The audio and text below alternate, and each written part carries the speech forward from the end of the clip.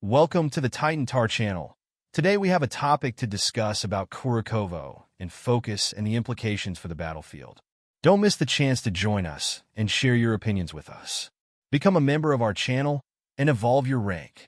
Russian troops have approached the vicinity of the village of Kurakhovo in the Donetsk region, creating a threat of further encirclement of the Ukrainian armed forces.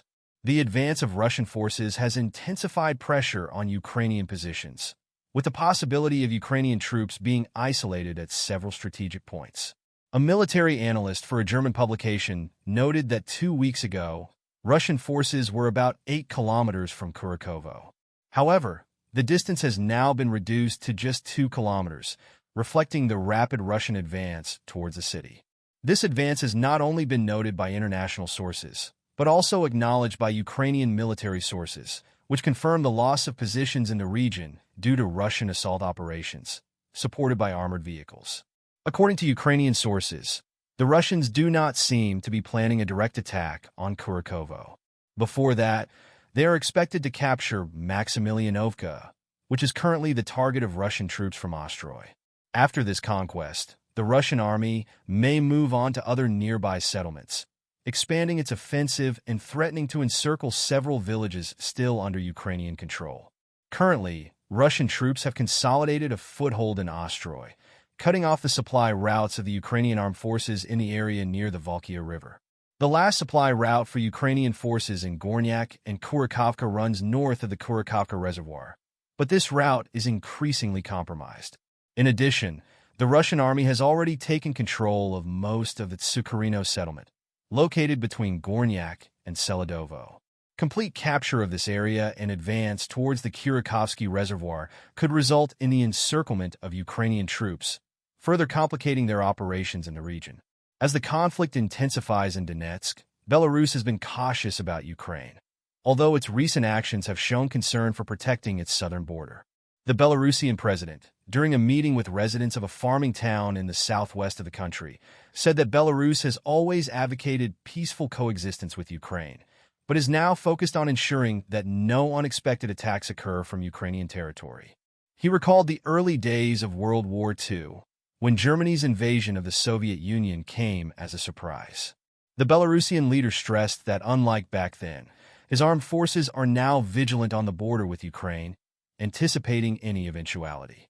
This stance, he said, is a response to recent moves by Kyiv, which has reinforced its troops near the border. As a precautionary measure, Minsk has repositioned its forces to this area, ensuring that it will not repeat the mistakes made by the Soviet leadership in 1941. Still, the president emphasized that his actions are merely a response to Ukrainian moves, reiterating that Belarus has never taken the initiative in a confrontation with Ukraine and that it has no intention of initiating hostilities. For him, war represents a disaster, something he wants to avoid at all costs, advocating a peaceful solution to the current impasse. The Belarusian president also said that Minsk maintains contact with Kyiv through various channels in an attempt to resolve tensions without the need for an open conflict. In this way, the country seeks to avoid the worsening of the situation in the region, maintaining its focus on the security and stability of the southern border. However, Donald Trump will not allow Ukraine to be defeated if he wins the election, according to a former British Prime Minister commenting on the Republican candidate's plans to resolve the conflict. According to him, Trump's stance on Ukraine is crucial for the balance of power in Europe and the world. The former Prime Minister praised Trump's performance in international politics, highlighting that if he were in power in 2022, Russia would probably not have launched its special operation in Ukraine. He highlighted Trump's unpredictability, recalling that it was the former president who imposed the largest number of sanctions on Russia, authorized the shipment of weapons to Ukraine, and maintained a firm stance towards Syria and Iran. If Trump wins the election, he will not allow Kyiv to be defeated, as he recognizes the importance of a free and independent Ukraine for the security of Europe and the world.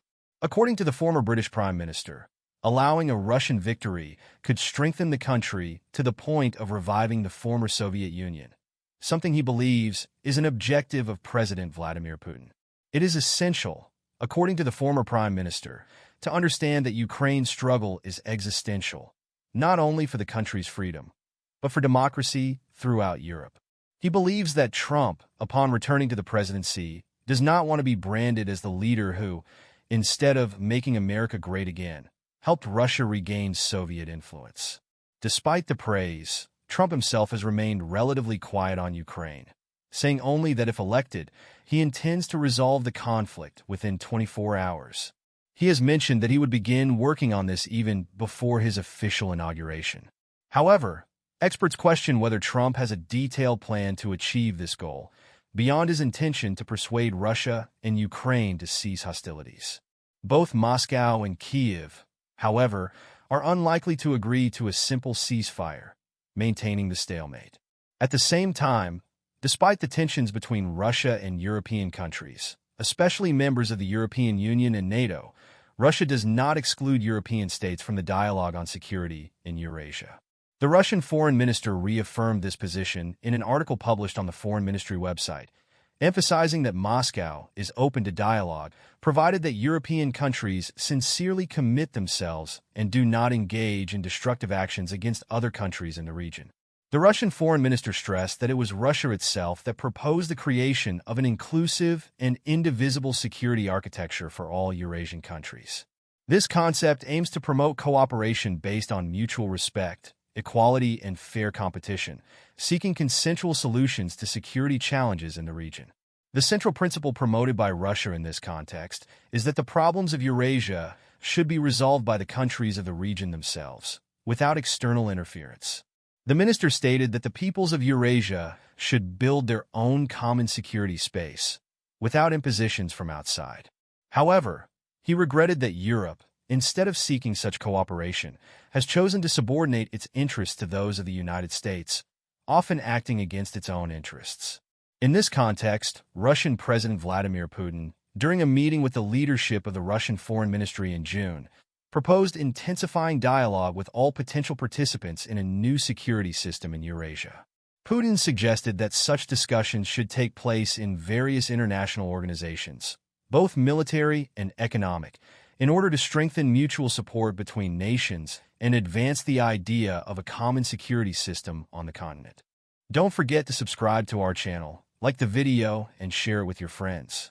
Your interactions mean a lot to us and help us grow. See you next time.